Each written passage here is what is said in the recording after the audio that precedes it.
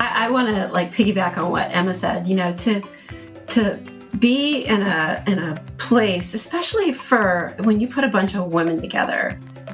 Women in today's society can be really, really catty and judgmental and competitive, all for the wrong reasons.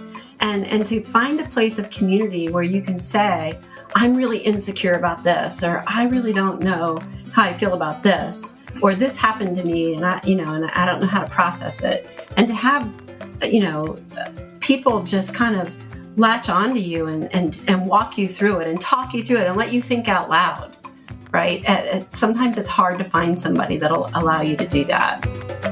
Welcome to Normalizing Non-Monogamy, the podcast where we interview incredible people from across the entire spectrum of non-monogamy to hear their fascinating stories. We strive to bring guests on the show who have a healthy approach to non-monogamy. However, it's important to remember that everyone does it a little bit differently, and the views and opinions expressed by our guests do not necessarily reflect our own. Additionally, we produce this show for entertainment purposes only. Please be aware that we aren't doctors or therapists. Consult a medical professional for anything regarding your health that you might learn about on the show. Enjoy! Welcome to Focus Friday, Season 2, Episode 8. We're excited to be here today. And we're Finn and Emma. We're Finn and Emma, yeah. I took your job. How did I forget that? We're Finn and Emma.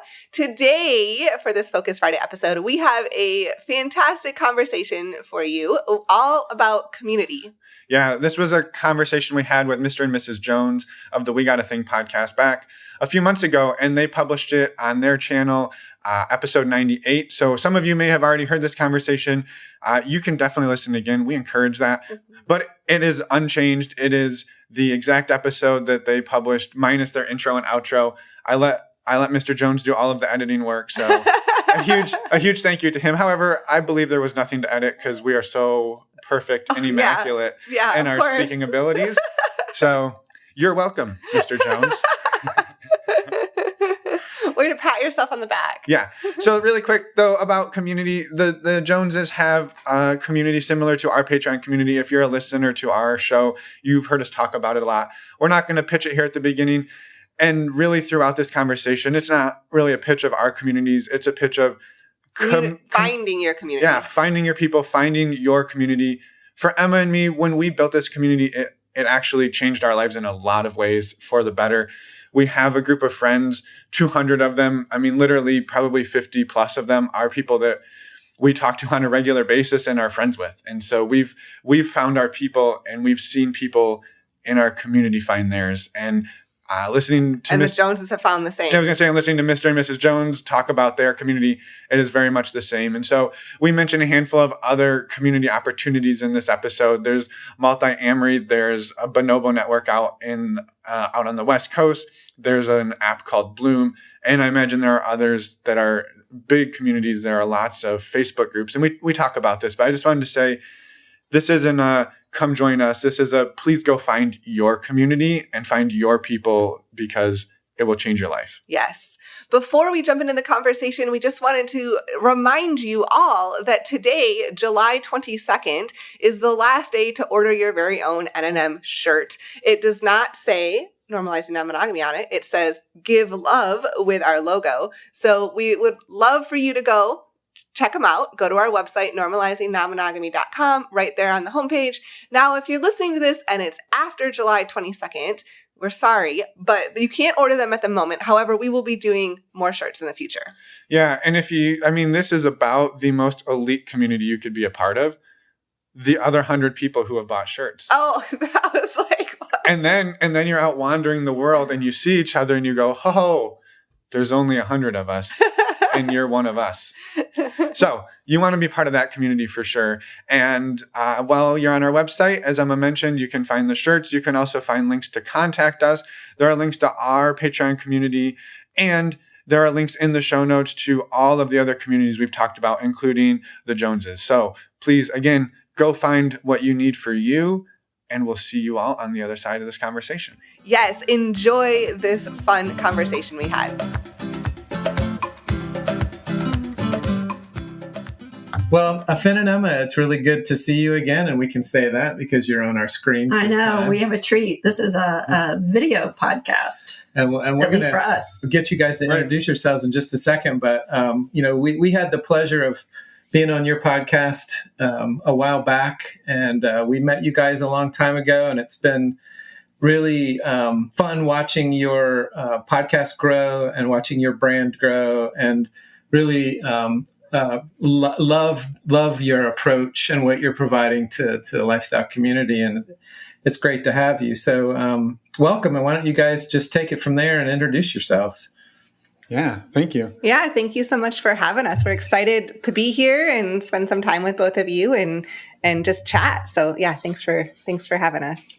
Yeah, so to introduce ourselves, we're Em and Finn. I know you probably did a little bit of intro in your intro to this intro, but we host the Normalizing Non-Monogamy podcast. We've been doing that for a little bit over 4 years now. We're both in our mid-30s, and we've been non-monogamous in various capacities since we were, let's say, 18 and 19-ish. Yeah. So most of our relationship, other than maybe the first year or so. Yeah. And it's looked a lot of different ways. It started off sort of swinging and friends with benefits. And in the last year and a half, we've been in a polyamorous dynamic. It's been a quad. So we're in a relationship with another couple and they are married, and it's complicated, but that's roughly the dynamic. So that's where it's at today. And that's sort of what it looks like today. Thanks. And what the reason that this came up is that we had been talking with you guys in another context, and we said, let's collaborate on something. And you guys have grown your community for the past few years, as have we. And instead of just saving that conversation for the four of us, we thought it would be good to record it and put it out as a podcast. So, and some of the thoughts that we had to start off with was,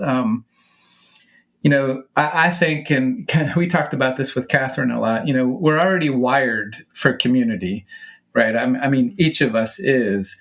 But when you come into this lifestyle, quote unquote, community, especially as an adult, it's unknown, it's scary. There's no. I think you feel very isolated at first. Yeah, isolated because you can't talk to your normal people about this. Yeah, and your questions are like, are there people out there like us that do this, or are we the only ones? Or are people going to think that we're weird?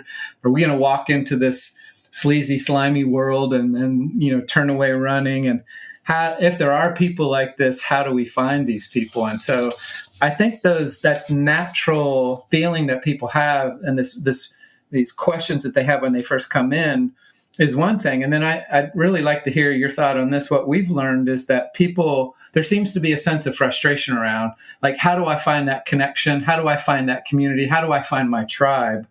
And so I thought maybe we would start with, sharing from our perspectives, like, what does community mean for you all? What does community mean for us? Because it's a word that's subjective.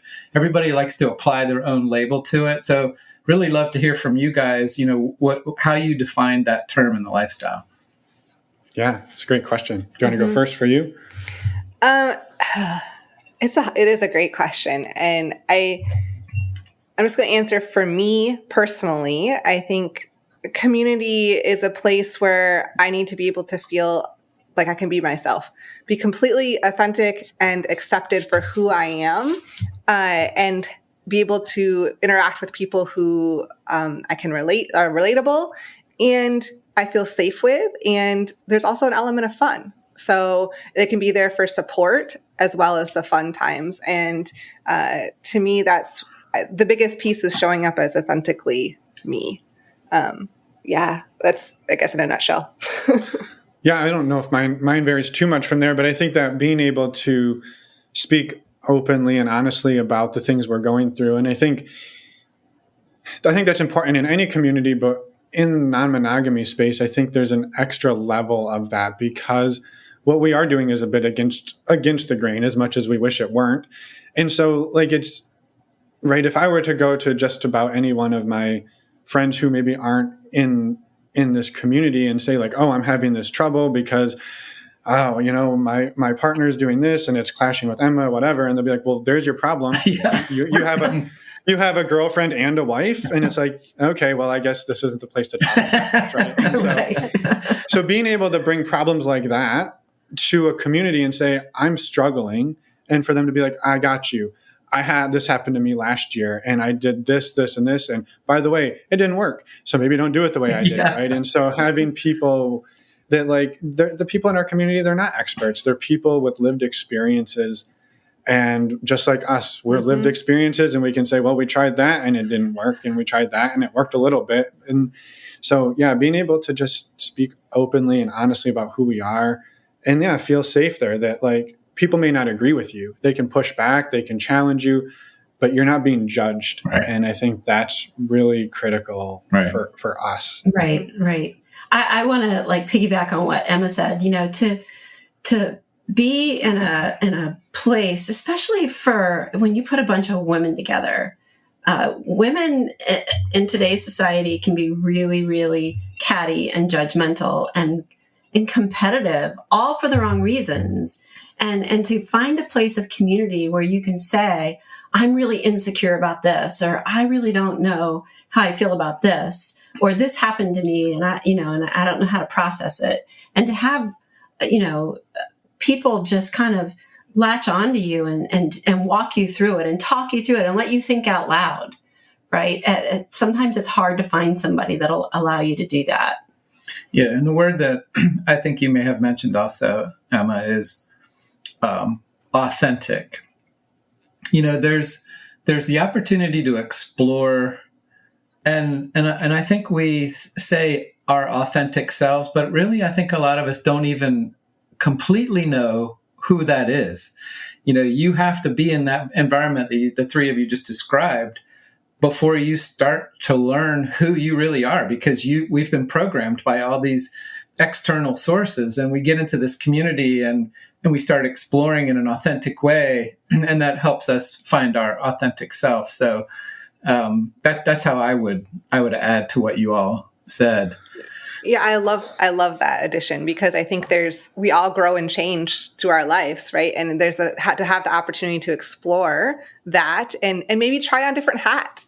If you're not sure, try this on and see how that fits. And you're like, oh, maybe that's not for me. Okay, change it. And to be in a space where that's allowed and accepted and encouraged is amazing.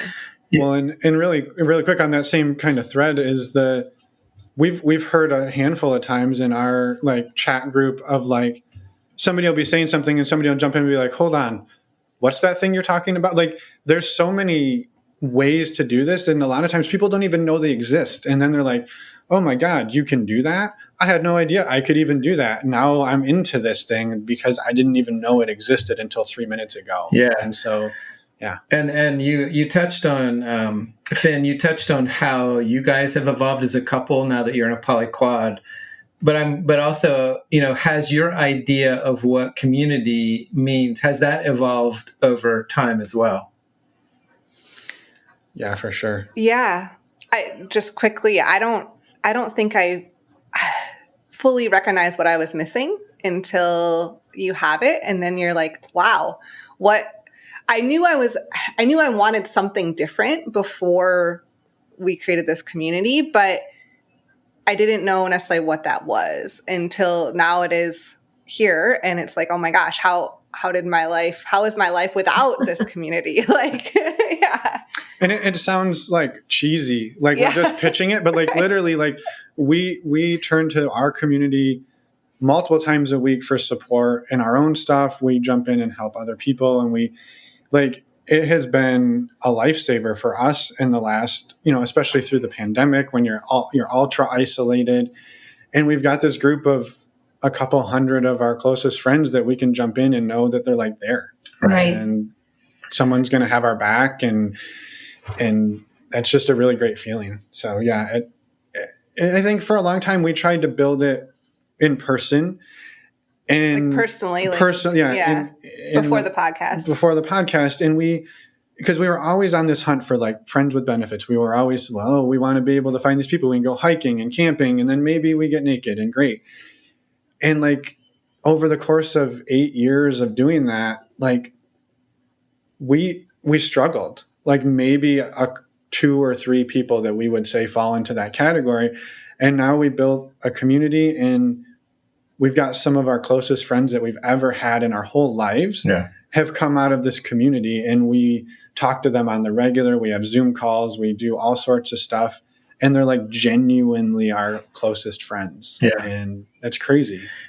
Yeah. And I think from my perspective, I'm going to use the judgmental word, but I'm going to flip it around on myself because I find myself a whole lot less judgmental than I was before.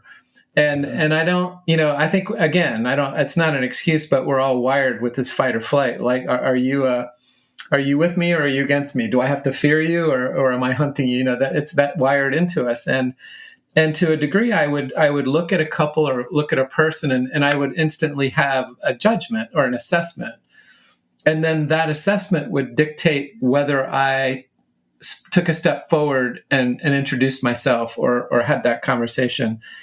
Now I am just totally fascinated with people, and I love just walking up to a couple, no matter who they are, where they're from, how old they are, how they engage in the lifestyle, and just talk to them. And it just never ceases to amaze me how fascinating people are and how everybody has a fascinating story. And so I personally am feeling like I don't judge people as much as I used to. And I was guilty of that, just like, any of the rest of us were. So Yeah. You have a thought? Well, I guess, just going back to, what community means to me, it's just like Finn and Emma said, you start this community and you think you're creating a place to bring people together so that, they can meet each other and have this sense of community. And then I realized that this community is for us too. And the support we've received, especially through Mr. Jones's health scare, just the support and the expertise. We had medical professionals reaching out and just all kinds of people offering, advice and support. And it's just, you don't know how, maybe scared you are about something or unsure you are about something until all of a sudden you receive this unconditional love for people that you may not have even ever met in person. But it kind of doesn't matter in community, with the constant connection on a daily basis through word, and then hopefully, the occasional Zoom meeting that you get in, and then the ultimate treat is if you get to meet in person someday, right? But there's just all different ways to be in relationship with somebody. And it doesn't have to be face to face, at least in today's society with all the technology we have to aid us now. Yeah. Yeah. So I think I'll go first on the next one to give you all a chance to think of it. We talked about what's important about community to me is diversity of thought. And that's part of this vulnerability and knowing people. And there were, you guys mentioned your evolution. And, when we first got into this, there were things that we said we would never do that, or who would do that? That's not right. What we're doing is right. What they're doing is not quite right. And then we started meeting people that we respected and that we were friends with. And they said, we do things a little bit differently. And it was like, oh, huh. Well, that's interesting because they have a great relationship and that's working for them. I thought that would be a train wreck, and it's not for them. So as much as the word diversity is bantered about in today in society, but I want to focus on the diversity of thought and experience, because this is not about age or gender or skin color or anything else. This is about how people think differently and how people approach the lifestyle differently. And when that's shared within the community, especially with people that you've connected with and that you've Zoomed with on, your virtual chats or you've chatted with, all of a sudden that thought isn't as unusual as it was before. So that's one thing that sticks out in my mind that I don't know that I would have learned as quickly if it wasn't for, the community. Yeah. Yeah. I think that's just super important. And like, I think, like you said, like not that racial diversity or gender and all of these different things are not important, but like to talk about the thought. And I think we see this come up in our community quite a bit, because our community it's not really like swingers and it's not really poly people. It's this just like people doing relationships in various ways. And, you know, there's people in there who are monogamous. There's people in there who are just like figuring it out. And it's, you know, I think it's no secret, right, that for a long time, and I think we're starting to see this subside, but there's been this like divide between the swinging and the poly. Like, oh, you're swingers, we don't do that, we're polyamorous. And then there's the swingers are like, oh, we don't have feelings, we just do the. And we're seeing that go away a lot, but there is still a lot of like, oh, well, we're relationship anarchists, and so we don't control our. And there's like some of there tends to always people want to sort of be the way that we're doing it is the way. Yeah. And so what we've seen so much is in the community, in taking it back to the thought diversity, is like being able to have people who say like, oh man, you're doing it that way, we do it this way, but like it works for us and I'm glad that works for you. Or I could see how that's a challenge. We ran into that challenge and we shifted our dynamic slightly, and those problems sort of subsided for us. And so how people engage in that dialogue about the way they do it versus the way other people do it. And there really are no two relationships in here anywhere that are doing it the same way. Isn't that a novel thought, just to be happy for somebody else without feeling like what they're doing is better or worse? And, you know, the word that, and Mrs. Jones, you brought this up on an earlier one of our podcasts, and that we were with another couple, and the gentleman was doing something with Mrs. Jones, and later when we debriefed, I said, wow, I've never heard you make that noise before. What was he doing? And I said it in a way that made her feel like it was better. And she said, honey, it was different. And different different is a neutral term. Different doesn't mean better. It doesn't mean worse, but at least most of us, when we hear somebody's doing something different, the first thing that we go to is, oh, well, are you saying you're better? Or are you saying, you know, it's this? It's just different. Now I have to do it that way. Well, you don't. Yeah. You don't. Just keep being yourself.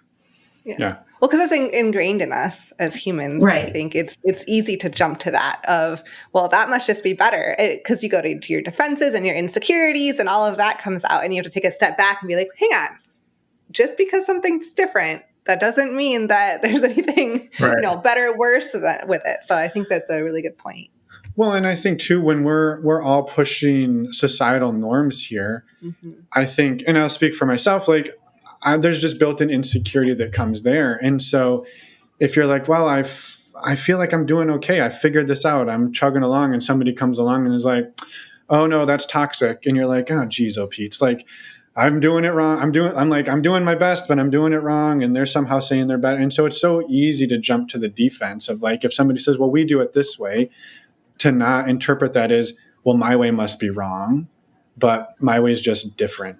Right. That's a challenge, especially I think in, let's call it counterculture communities. Well, and I think there's almost an art too of calling out someone that you feel like, hey, this maybe not, I don't know, maybe you could say that in a better way, or encourage someone to maybe change their wording a little bit, and to do that with empathy and be non-judgmental is an art. But when people are able to do that, they create safer spaces and more comfortable spaces, and people who actually listen to each other. And that was a comment from somebody in our community that we were talking to as well, is like they were just saying like that was really valuable to them, to be able to be pointed out and not necessarily corrected, but shown something different, a different view of looking at something, without feeling like they were just wrong or bad in some way. They were just, because we're all learning and growing. Yeah. And I think that's one of the things that impresses me most about our community is our community's ability to self-correct. When they start like creeping away from the guidelines, or like somebody new comes in, they don't really kind of understand the culture yet.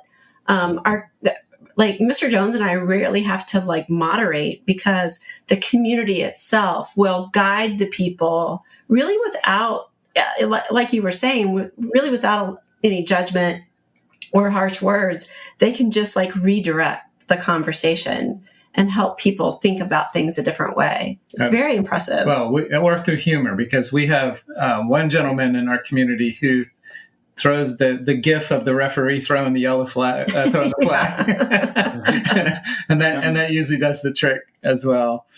But I think that's just kind of the nature of the beast. Like if you're in this non-monogamous community, whatever flavor you're experimenting with right now, doesn't that just make you normally more open-minded? So I don't think that many of us in this arena have tunnel vision, or we wouldn't have made it here to begin with. Yeah. I'm just curious, a question for the two of you. Have either of you been called out or corrected in your own community? Can we go on to the next question? Wait, this is our podcast now. Wait a minute. Then I'll answer for myself because we have, or I will say specifically, I have, and it was around. There's been a few times, but usually it's around me using wording that I didn't know wasn't something to say. And the example that it comes to mind is we were trying to figure out originally when we built our chat platform to keep it, we were trying to like make it a supportive space where it wasn't just about posting like nude photos. Right. And so we were kind of like, yeah, we want to welcome photos. And I used the word classy, like, but let's keep it classy, right? And somebody was like, well, that's not a good word because there's background connotations of the word classy. And I was like, oh shit, I didn't know. And then you have to be like, thank you. And you have to just kind of own that and take it. And then I think that sort of sets the tone for like other people in the community being able to like know, oh, I can make mistakes. I don't have to like banish myself from here. We're still welcome and loved, but now we're doing things a little different. It creates additional discussion around it all too. Yeah, I get called out quite a bit, and it's kind of a funny thing because we created a nerd group, a nerd chat. Because all of a sudden, like a nerd conversation about Star Wars would break out.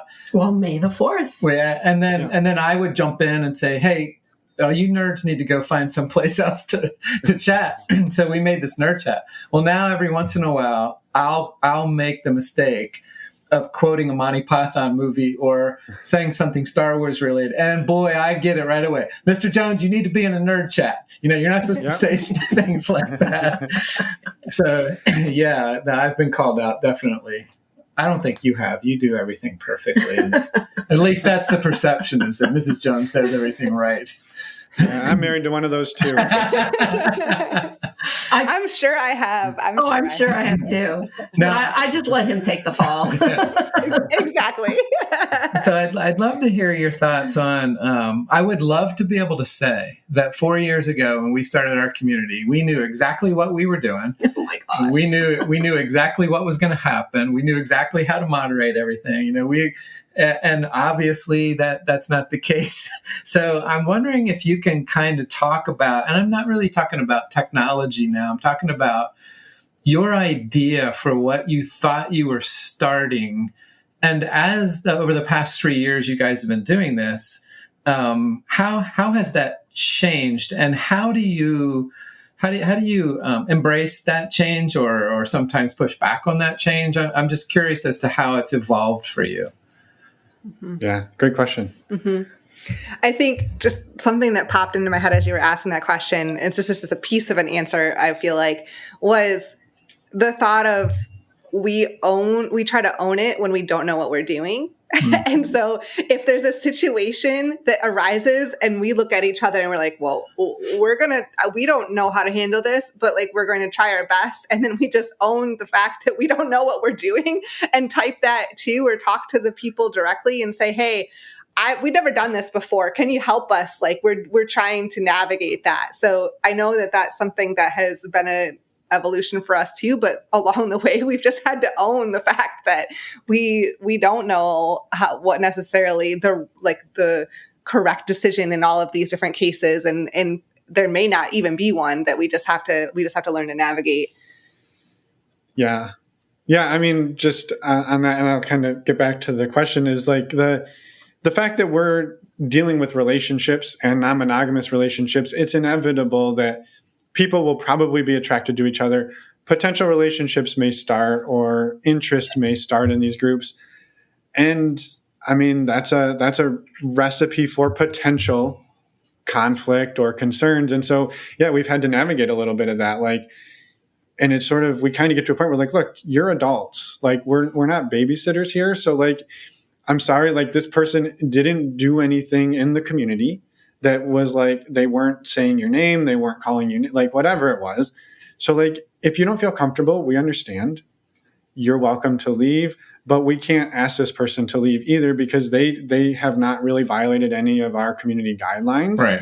So like, I'm sorry, maybe you don't feel comfortable and maybe they don't feel comfortable, but like, we're not here to referee. So like, yeah, take care of yourselves, keep yourself healthy, keep yourself safe. And, you know, if that means we give somebody a refund or whatever, then for us, it's like, okay, we want people to feel safe here. And if this isn't the right community for you, I mean, we've sent many people your way. We've sent people to the multi-amory group. We just, you know, there's the Bonobo network out in the Bay Area. And we're like, look, this may not be the right fit. Here's a bunch of other options. Go check them out. Yeah, because we want you to fit in. I'm glad you mentioned that, because that's one of the reasons. That's one of the bigger reasons we charge a fee, is because what I have found personally is what I subscribe to is something that I find value in, and that's where I want to invest my time. But it also reminds me, like when we go through the credit card bill every 6 months, and we say, why are we still subscribed to that? We don't even watch that anymore. So we let it go because I don't want to keep paying, you know, the fee. Mm-hmm. So, you know, it really keeps the community full of people who feel like that whatever they're finding here is worth investing in. And then when there is an issue, like you just said, that can be an indicator that maybe you're not in the right place. Or maybe you need to step back and listen or watch a little bit, and maybe it's an opportunity, an AFOL, you know, it's an opportunity to learn something. But people will opt out, and that's perfectly fine. It's, you know, finding community is important. Finding our community is not the goal here. It's finding the community, you know, that is going to give you everything that the four of us have been talking about tonight. Yeah. That public space versus intentional space, I think, is really key. What you just said, like that creating that intentional space, because people then almost treat it better too, because they're more invested. Sorry, you were about to speak. No, that's exactly it. I think, you know, we talked a little bit about having to moderate a couple of things. We hesitate to say this out loud because we know we're going to jinx ourselves one of these days, but like the amount of like bullshit we've had to deal with in this community is pretty low, pretty much zero. Yeah, knock on wood. Yeah, very right? little. And I think, and like, so our community is, to be part of like the ongoing chat community and beyond, it's $5 a month, and that would get you and a partner in, and it's a pretty small amount, but like you said, it's enough of a barrier that there's no trolls hanging out there. Like, nobody goes in there and just says dumb stuff and then just to see what reaction they can get. People show up with thoughtful comments, support for each other. It's just beautiful all the way around. And yeah, every once in a while, somebody gets in a relationship snafu. Okay. Like that I'll deal with that any day over having to like kick trolls out every 5 minutes. Yeah. Right. And I will say there was one other adjustment we made. I don't even know how long ago it was now. I guess maybe a year ago. We'll call it Nipplegate. So we like I said, we had the guideline originally that the chat was like, it's for support and all these things. And yeah, people posted photos, but they weren't really like, it was okay, post a sexy photo, but let's keep nudity out of here, right? And so somebody posted a photo and there was a boob. And so like, it kind of got to the point where like, okay, clearly this space is needed. People want to post photos of themselves and feel sexy. And we had resisted it for like 3 years, or I guess 2 years of this. I think it was about 6 months ago. Okay. We resisted for a long time. Let's say that, to like giving this space, because we were just afraid of like, it's just going to blow up and we're going to have to moderate it. And there's going to be all sorts of judgmental things. And we were really hesitant to create a space for people to post, let's say, graphic, explicit photos. And so we did it, and we opened up like 3 sub chats and said, okay, there's one for health and fitness, one for your pets, one for your food porn, and one for your NSFW, like explicit photos. Right. And boy, did that take off. And it took off, but it was like every single fear I had was totally unfounded. Yeah. Exactly. The way people showed up, and I don't think this person would have any, I'm not going to name who they are, but one of our members was like 6 or 7 months pregnant at the point when we did this. And everyone was like, oh my God, I can post my photos. And she jumped in and posted some photos. And she's like, I've been waiting for a place to post these that isn't FetLife. And she posted, and people were like, oh my God, you're so beautiful. And everyone jumped on it, and it was so supportive. Oh, and that's awesome. Yeah. It set this tone of like, everybody's body is welcome here. And it's been that way from that day on. Yeah. And it's been amazing. And like, we don't worry about it at all. And I used to lose sleep over it. Like, oh my God, I'm afraid. We were really nervous to do it, but it all of our fears were just, our guidelines were, the only thing that we said was no genitalia and no sex acts for the main chat. Yeah. But then when we opened our perv chat, like you said, it just took off. Now, the other good thing about the perv chat is that people are in there because they're consenting to that. And it's something that they want to do. And my main concern was always, boy, if that shows up and this is somebody's first day in the community, they're going to run, screaming out the door. And, but you're right. And that's where I was going to go with my comment, is that we've diversified into about 30 different, sub chats now, from BDSM and, mature matters for us older folks, newbies, health and fitness, nerds. We even have a Disney chat. And then we have a chat. One of the most interesting one is couples with, or parents with disadvantaged children that are in lifestyle. So things that we would have never come up with. This is not our idea. People come to us and they say, hey, I think there might be a need for this. What do you think? And then we'll help put it together and promote it. And then it just grows organically. So we didn't have this master plan of all of this happening. And like you just said, we stumbled through a lot of it, but trusting our community and trusting that, people that see things differently than we do, there's still value there, and putting it out there. Like you said, Finn, is, oh my gosh, look at the benefit that has come from that. Where I was viewing it as something like just protecting people, has turned into something. One more thing to deal with. Yeah, one more thing to deal with. Yeah, it's not like that. Yeah, no, I couldn't agree more. Letting the community guide what the community needs, right? Like, and then not being resistive to it. And I have one more example of this for us. So Emma, quite a while ago, started a women's group, and I was so resistant to, like, I don't need a men's group. No one's going to join a men's group. I don't want a men's group, right? And finally, I did it. And I've had consistently more people on the men's group than Emma's had on the women's group for the entirety of the duration. So they're pretty close now. I'm just going to point out. but it's still less.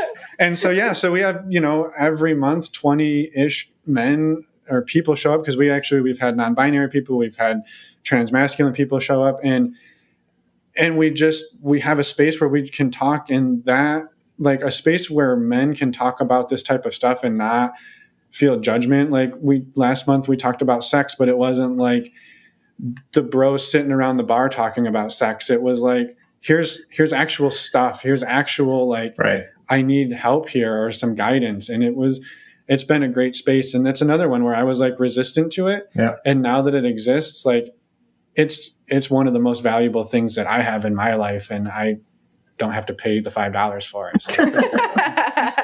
That's so funny, because that is the exact same story that we have. I started the ladies chat first, and then Mr. Jones was like, what are we going to talk about? It's going to be stupid. And like, it was probably a year that. No, I think it was a year. That part is later. True. I'm going to take the hit for this one because Guy, I thought, what are we going to talk about? Trucks and motorcycles and, stuff like that. And I kind of poo-pooed it.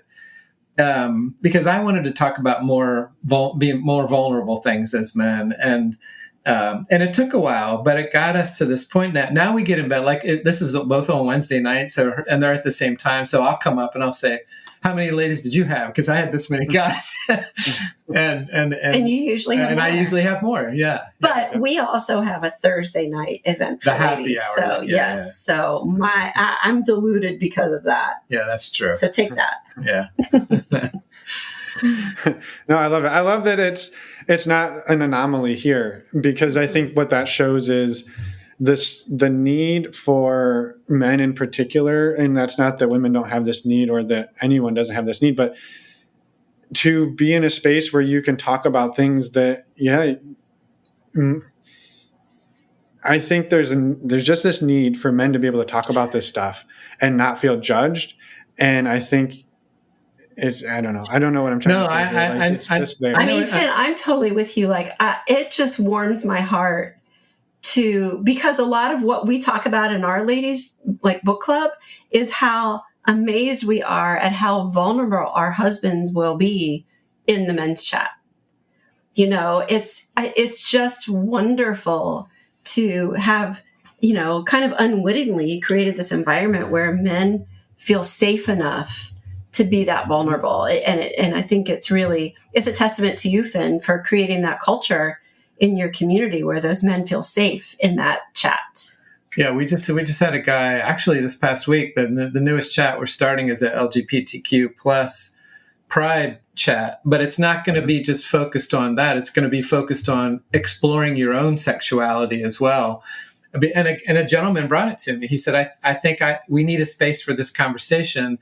And then I threw the idea out in our men's chat, and we went 15 minutes past, and I usually cut it off right at the time. And the conversation was so good, I just let it go. We got so many great ideas. So we just started that group up as well. And that's one of the things and we did a podcast about this. I really wanted to do that, but I'm not the right person for it. So I'm so thankful that somebody in the community said, I feel passionate about this. I see the need for it. Can I step in and help? I'm like, of course you can. Thank you for that. Yeah. And that's a great point, because we are ourselves, but we don't represent, we can only represent ourselves. Right. And so, we don't like using the terms women's groups and men's groups because we feel like it can be exclusive. However, we feel like they're the best. We haven't been able to come up with other terms to use, but we're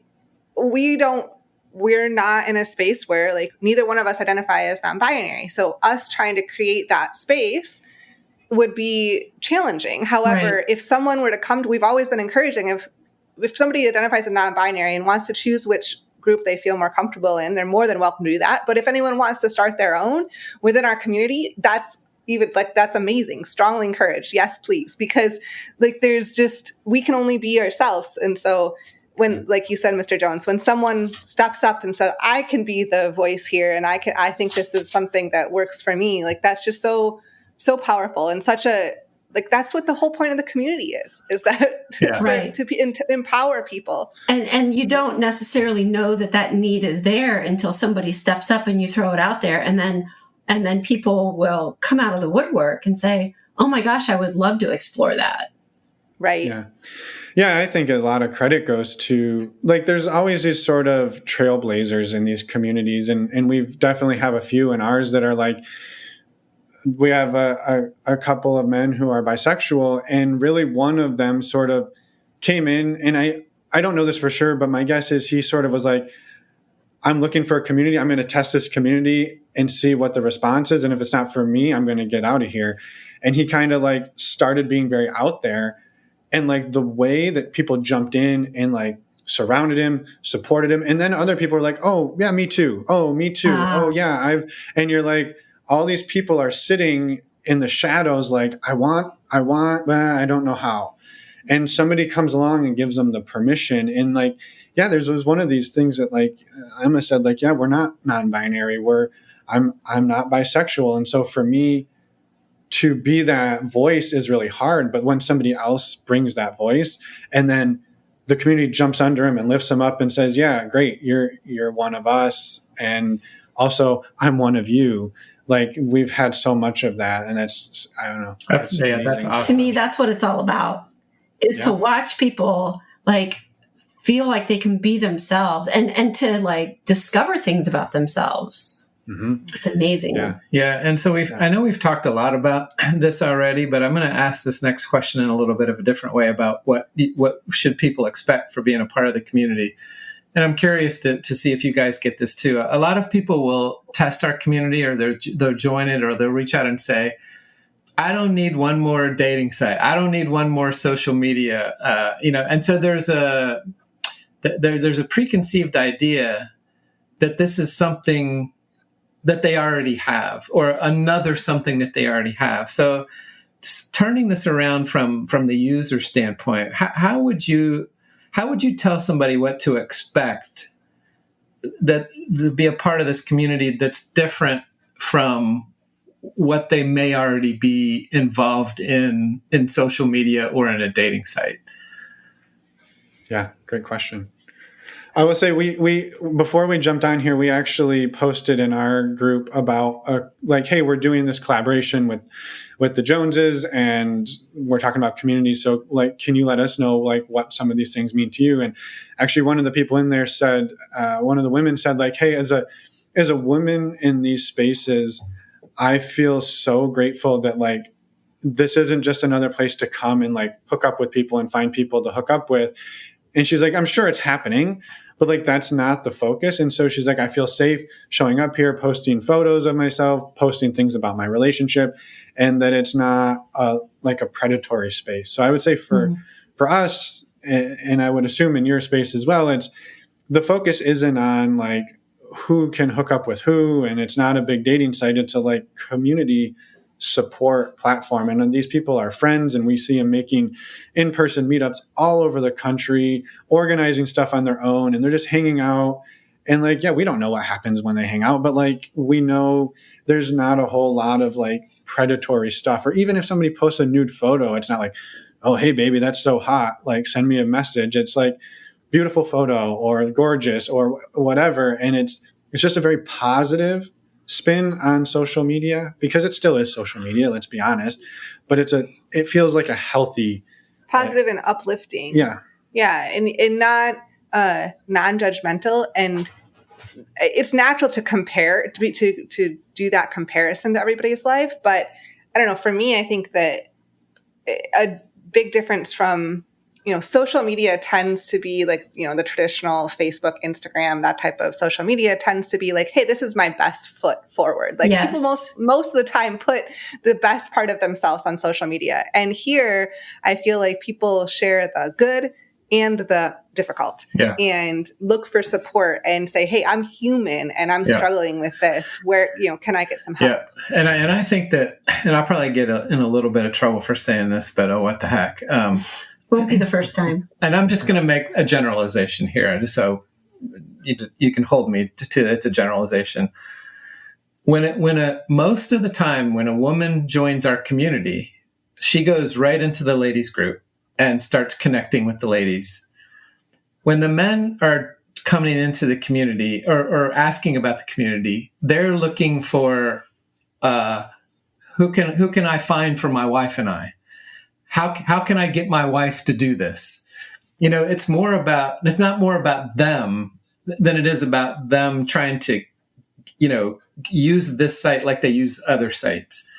Mm-hmm. But what I want to say is, and I'll use the term endearingly that Mrs. Jones uses on me, like, hey, blockhead, what you want to do is get your partner in the ladies group. And then you can just sit back and wait until she comes and tells you this is what she wants to do, because, it's like the opposite of what most gentlemen, their method for trying to engage this way. Community doesn't, I guess that's what this boils down to. Women just seemed more designed to engage in community it right away and take advantage of that. And guys are more the hunter. We're out there while you all are, doing, we're the cavemen, and you're. Please allow me to clean up your mess. Okay, thank you. That's what I You think. got a big shovel? I think what people assume they're going to have to do when they begin to engage in community is they think they're going to have to come in and sell themselves. And I think they feel a lot of pressure about saying the right thing and posting the right picture and being witty and funny and choosing the correct emojis and all this stuff. And I think what Mr. Jones is trying to say is if people can just kind of ease their way in and just observe the culture of the community and then realize that they can introduce themselves, and then once they introduce themselves, then they can start gaining information and making connections. But I think people assume it's going to be more of a high pressure environment like a dating website is, where the sole purpose is to make connections, and then they end up accidentally hanging around and making all these amazing friendships that you were referring to earlier that we have been blessed with as well.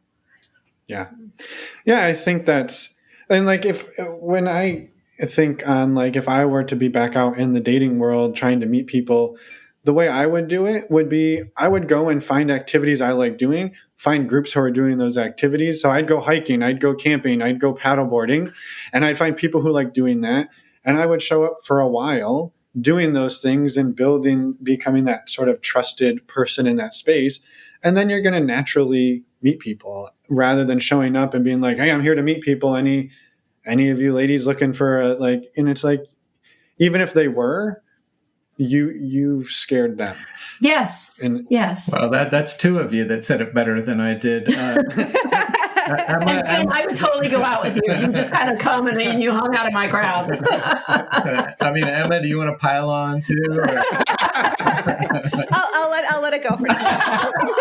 Oh, you're so sweet.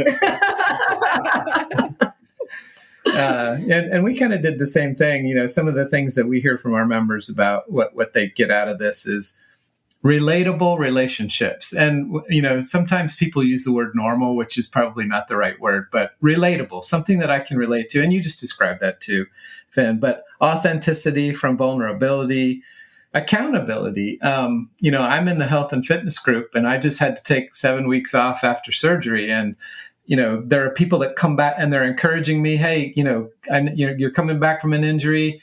You can get in there and share what your exercise. Nobody's bragging about what they're doing, but people are in there encouraging you and staying accountable. And to give back. It's amazing to me, like the gentleman, we've started many of our subgroups from people who they have a passion of, I want to give back. I'm a yoga instructor and I want to do something, or I have a 4x4 Jeep. I want to help. I want to pitch in. And so this, or can I organize a meetup in my town? Yes. Mm-hmm. Yeah. That would be amazing. Yeah, exactly. So those are some of the things that other people are saying. And obviously everyone said it much better than I did. Oh, we're just picking on you. And so this, it's all in good fun. It's all in good fun. That's right. Until somebody gets hurt. Right. So I wanted to ask, what are some, and we just kind of touched on some of them, but like, what are some other misperceptions about kind of the non-monogamous community in general, not your community or ours, but, what do you think some people just get wrong from the get-go about what non-monogamous community is like? You're probably going to say the same thing. I'll let you go first then. The biggest one that comes to mind is that it's all about the sex. Yes. And that's it. Yeah. And it's really like, hang on, no, it's all about the communication, and the sex is just a tiny part of it. Right. That's right. Yeah. If we're not too tired at 3 a.m. when we've stopped talking, maybe we'll have some sex. Yes. Yeah. I'm glad I'm not the only one. One of the words that comes to my mind was clicky. We have regional groups as well. So we have a DC regional group, and all of our regional groups plan their own events, and they're anywhere from a 3-day event on the weekend where you get a hotel room and go to a club, or like this past weekend, we said, hey, we're going to go to a winery. How many people want to meet us out there? Friends are coming into town. And so a bunch of us just showed up, and there were two couples there that we had not met before. Right. They had recently joined our community. And one, go ahead. And one of the things that just melted my heart was at the end of the afternoon, the gentleman came up to me and he said, "This was not what I was expecting." He said, "I thought this was going to be a clique we had to break into." And he said, "Every person here came and introduced themselves to me." And I mean, so, you can't force people to do that. You can't train people to do that. The only thing you can do is create an environment and bring people together and just hope that's how they respond. And so that whole misperception about a community being cliquey is something that I was overly sensitive to, and I'm happy to say that doesn't happen a lot. As two introverts, like trying to get into the lifestyle and then going to big events or going to clubs, right? Those are just pressure cooker environments, and the music's loud, and you see these groups of people talking, and it immediately looks like they're closed off circles, right? And that you can't break in there. And it's really not that way at all. I think, we've learned if you just kind of walk up and just kind of like stand there for a second and then find a way to break into the conversation, they'll welcome you. They'll open their circle with you. Yeah, we see that a lot in our weekend events. The newbies will be scared to death on Thursday or Friday, and the veterans are right there saying, "Oh, I was with you." And then 3 months later, there's an event, and the person that was scared to death is now comforting the people that are coming in, and that's wonderful to see, because you know what, they've heard it from us almost 100 times. Yeah. It means so much. That's the other thing. I think the misperception is it's not about the Joneses. We're not in there to be all and know all and end all. It's Good Lord, they listen to us enough, right? Yeah. I mean, they don't need to listen to us anymore. Yeah. There are other people who step up, and it means so much more coming from somebody else sometimes, because it just comes out of the blue, or people share, and it takes the pressure off of everyone else. It takes the pressure off of us. We don't feel like we have to be there all the time. There's people that are just engaging with other people all the time. Yeah. Yeah, I love that. And to your point about cliques, and that's something that Emma and I, as again, two introverts, we would go to a hotel party or a club, and you'd look around and be like, well, everybody's already got a friend. I don't have any friends here, right? And how do I break into this? I have no idea. And we've seen, and I'm sure if we were to go up, maybe some of those cliques aren't as cliquey as we thought. Right. That's probably our own narrative in some ways. Right. But I had two kind of thoughts on this. One is, if you are somebody who goes to an event, and either you're a couple, maybe you're just a solo person going to an event, and that first one feels really cliquey, my advice would be go to a second one.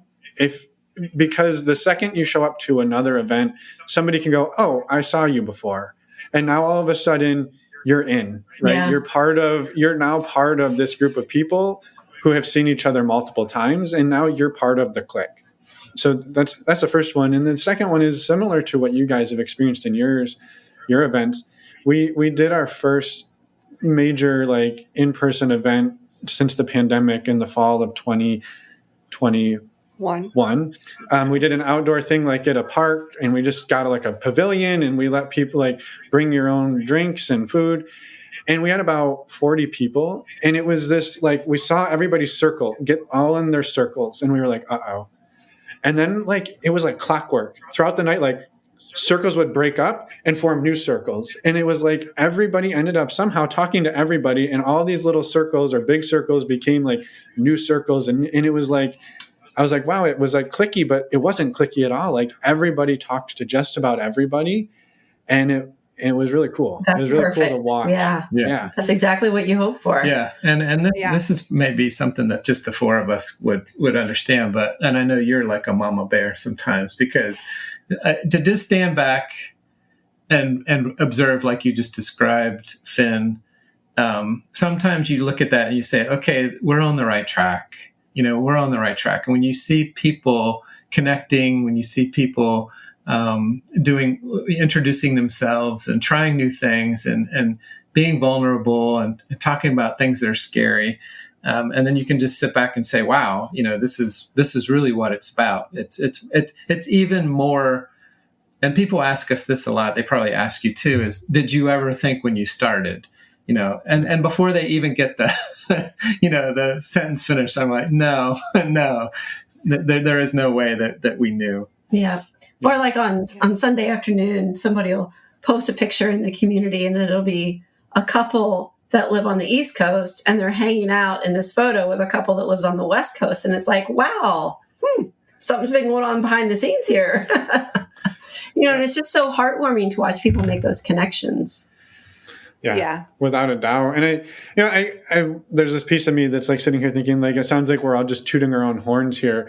But they're like, to me, the piece that like comes out of this is like the clicks you think are clicks are not really. Like, it's a very welcoming, and I think this is probably true for most of the places that we've been where we've like, oh, this is super cliquish. It probably wasn't. In some cases, maybe it was, but like, that's probably a narrative that we're telling ourselves because we're afraid and we're introverted. And I mean, to be honest, even at our own events, I'm afraid to talk to some of the damn people because I'm such an introvert. And I know the story you're going to want to tell. You can tell it if you want. Yes, she wants to tell it. Please. All right, go ahead.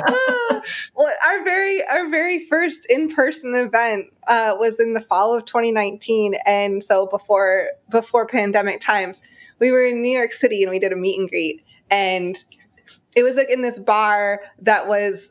It was unfortunate, the location. I mean, you're in New York City, so everything is busy. But it was, dark and crowded, and we were trying to mingle with people. And there was a decent amount of people. But after maybe like 20 minutes in, I look over. Hold on, let's get the time. It was at least an hour. Okay, Carry on. Maybe at least an hour. Sure, I don't know. My shutdown reflex doesn't come in.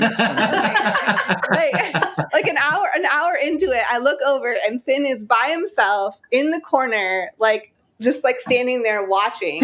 And I look at it, I'm trying to mingle and integrate with everybody. And I look over and I'm like, what the hell are you doing? We're supposed to be hosting. That's not watching. And I was like, come in here and help me. I found an extra dark corner to hide in, and it was perfect. Yeah. Well, these last two questions are kind of meant to redirect from what you just said, Finn, and that is to make sure that people understand that this is not about us tooting our horn. So, why do you guys think it's important for somebody to find the right community? Not necessarily your community or my community, but why is it important to find the right community for you? I think it's critical because not everyone, you want to be able to be authentically you. And if you try out a community and it just doesn't feel like it's just not right for you, then don't stay there. Go try a different community, because if you try enough times, hopefully eventually, and hopefully it won't take that many times, but hopefully you'll find the right one for you. Yeah. I was thinking about, I'm going to admit that I stole some information from another podcast that I listened to called A Bit of Optimism, and it's hosted by Simon Sinek, who's he's one of my favorites. Right? One of my all-time favorites. Yeah. So yeah, he's awesome. This was from an interview he did last fall. And so he was talking with this guest about happiness, and he was saying that the guest was talking about the Kingdom of Bhutan measures their gross national happiness. And he went with some researchers there to talk about how do you measure this? And are there indicators? Is there anything? The question was, is there one question you can ask somebody to get a gauge on how happy they are? And he said, yes, the question is, if you were in real trouble right now, who could you call? Or is there somebody that you could call and know with 100% certainty that they would have your back?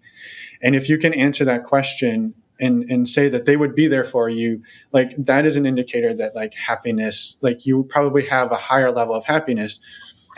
Additionally, there was a twist to even take that a step further was, whose list are you on? And if you are on people's lists, that's an even greater indicator that you probably have even more happiness in your life, knowing that you are somebody's go-to person. And I think we've seen out of our community that we are the go-to people for some people, but we've also seen other people be the go-to people, or just the community be the go-to, that somebody can jump into the men's chat or the women's chat or the main chat and say, holy shit, my world just blew up. And 10 or 20 people are like, we got you. What do you need? You want to jump on Zoom? You want to have a phone call? Here's my phone number. Give me a call. And so like finding that community gives you a whole host of people who will have your back at the drop of a hat. And so that was sort of my reasoning. I think that community is huge because you can lean on any one of those people and they'll show up for you. That's awesome. He's one of my favorite. I've listened to his podcast a few times, but I click on him so much that Facebook gives me a steady diet of Simon Sinek. Yeah, right. Yeah. And I think in the last podcast we just did was your thing might not be our thing, or vice versa. Is that what? Yeah. Anyway, because that was something that people always, I think they listened to us and they thought they had to do it our way. And so we feel the same way about the community. Just because you listen to us doesn't mean you do what we do, how we do it, nor does it mean that our community is going to be a good fit for you. It would be great to try. I would encourage anyone to try it, to give it a try.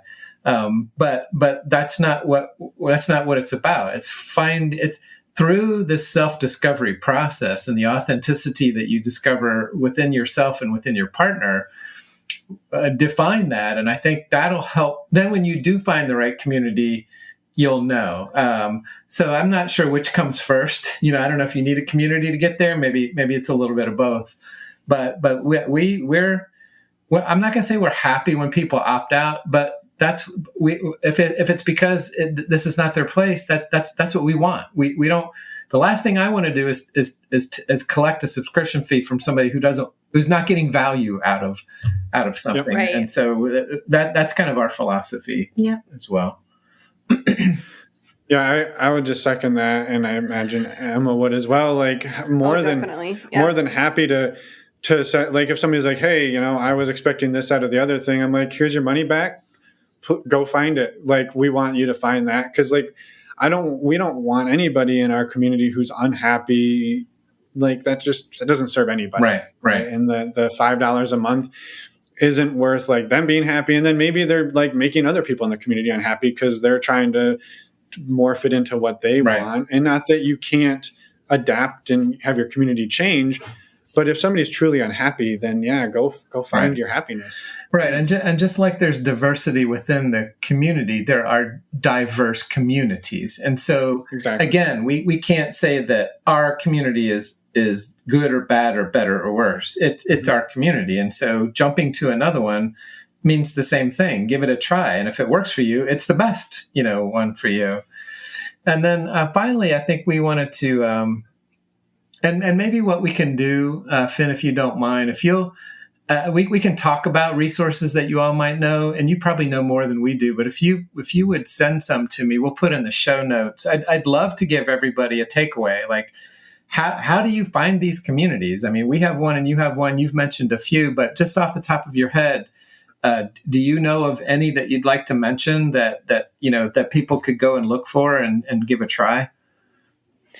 Yeah, I mean, Finn mentioned Multi-Amory. They have a community, the Bonobo Network in San Francisco area. Life on the Swing Set still has a community. Mm-hmm. I'm trying to think of others. We'll try to think of others too and send them your way. Well, I would just jump in there too with like go on Meetup. Yes. Look for there's Meetup groups all over the country, probably all over the world. Facebook groups, there's tons of them. There's some that are private and paid. There's some that are public and have thousands of people. Actually, just a quick note on that. I had a women's group call yesterday, and one of the women was sharing, like she was having great luck on Facebook groups. And people are so hesitant on that because Facebook is tricky to sometimes navigate and have privacy and all of that. But there are private groups, and she found that really worked for her. So another flip side, Meetup works too. And sorry, I interrupted you. No, yeah, I just think your local community, like if you can find in-person stuff and find local munches or meet and greets, that's great. But yeah, online, there's the Emma named the top ones that I could think of. The other one I would say is there's a podcast, Making Polyamory Work. Libby Sinback has, it's not really a community so much as she does these like cohorts of like 18 to 20. It's sort of like a group coaching. And then you sort of wind up in a community with these people for like 16 weeks. And so a little different format. It's a little different format. And we've been a part of one of those, and like we've gotten a lot out of that as well. And so there's just a lot of different ways to find it. One other one I thought of, and that's the Bloom app. So the Bloom app they were founded in San Francisco. And so they're mostly in California right now, but they've launched in San Francisco and LA, and they're trying to move across nationally. But it's an app for community. So, okay. Not just community, but sex positive community. And it's built around, it's sort of a mix of a swiping dating app, but the focus is community. And so like all sorts of events are on there, like body storytelling and different meet and greets and munches. And it's all sort of sex positive, non-monogamous, centric. And so it's a pretty neat platform. So as we close up, I know that the four of us talked about this before we started hitting the record button, but we believe, I believe, you might have to clean my mess up again. I believe if the lifestyle, if non-monogamy is going to become normalized, community is the way that it's going to happen. I just have to believe, events are events, clubs are clubs, dating sites are dating sites. But I think the future of growing the non-monogamous lifestyle so that more people can experience what we're talking about is community. And as Mrs. Jones and I were thinking about where our podcast is headed, we're starting to, our community is becoming the primary of what we think. And then our podcast is going to support that. So, and I know you guys talked about doing the same thing. Well, I just think about if only we would have had this sense of community when we started in the lifestyle, it would have been such an easier entry, because when you find this sense of community, you don't feel alone. Maybe you're not finding people you want to have sex with right away, or like you don't want to have sex with everybody in the community, but you find a place where your voice is heard. And you're not judged and you're not shamed, and you can be curious and you can think out loud and people respond to you.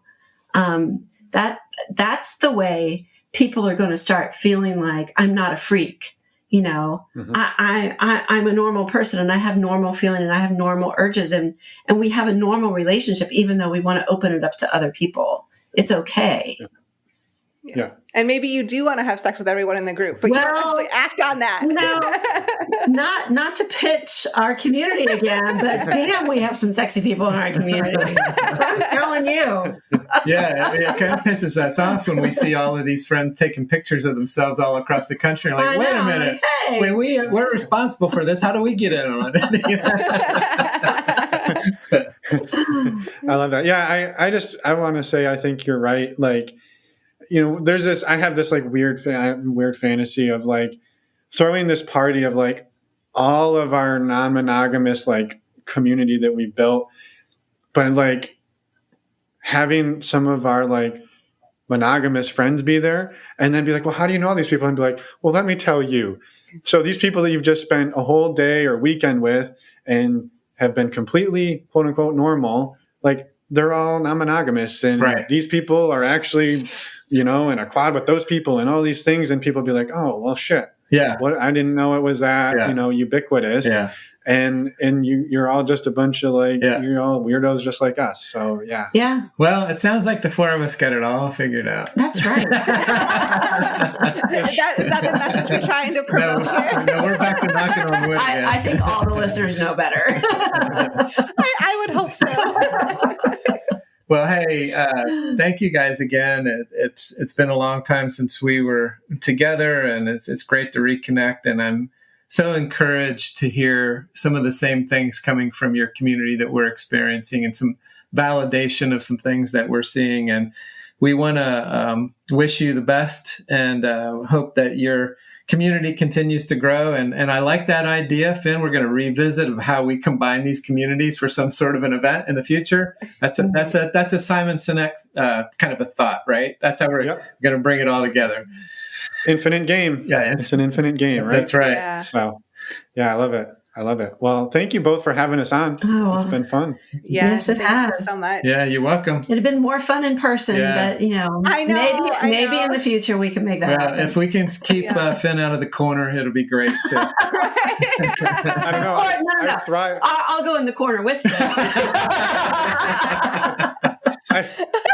I thrive in dark corners. Oh, all right. That's my happy space. All right. Well, maybe that's a benefit of virtual communities. You can't, you can turn off your video, I suppose, but if you're leading it, you can't do that. That's right. Yeah. There are some times where I'm like, man, I wish I was not moderating this thing, because I just, Yeah, I know. we get As it. introverts, it is challenging. Yeah. All right. Well, you guys take care, and thanks again. Yes. Take Yeah, care. thank you Likewise. again. Bye. Have All a right. wonderful night. Good night. And we're back. A huge thank you to Mr. and Mrs. Jones for the conversation and for having us on your podcast, and then having us, put it on our podcast as well. We're excited just to spread the word and encourage as many people as possible to find the community that works for them. Yeah, I will just say too that when we published this first on their channel about a month and a half ago or so, we actually saw a pretty awesome uptick in people joining. And so to anybody listening now who did join us after listening to that, thank you. And thank you for listening to it again.